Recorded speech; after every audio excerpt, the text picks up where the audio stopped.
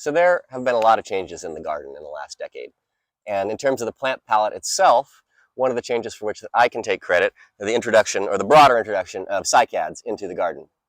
Now, Mrs. Bancroft had a number of them planted in the garden at the beginning. They were mostly over there in bed 10 towards the east shade house.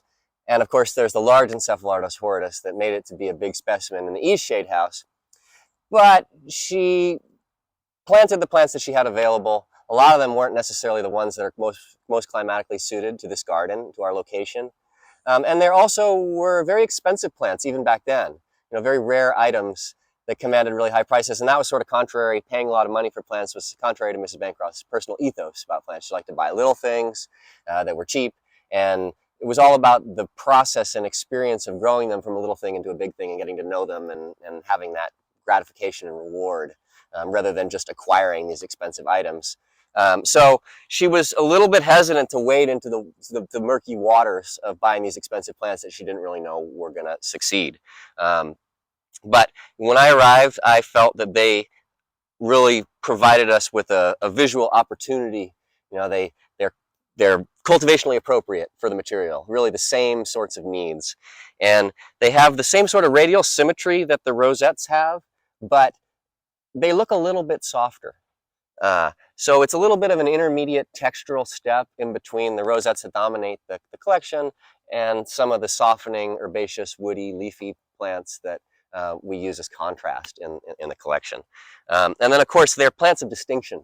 They're plants that live extremely long times. If we get them set for happiness and success, these are going to be plants that are going to be here long, long, long after I'm dead.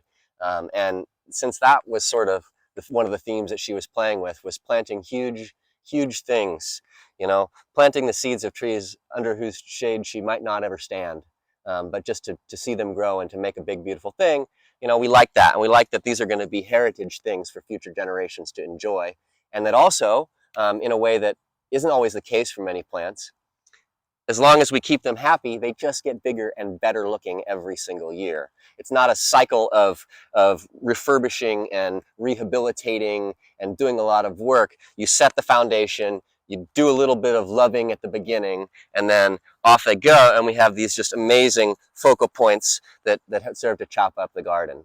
A decade of weaseling them in, and there aren't really that many more opportunities for me to sneak them into the garden. I mostly get shut down by Brian now when I say, "Oh, can we have a cycad there? Can we have a cycad there?"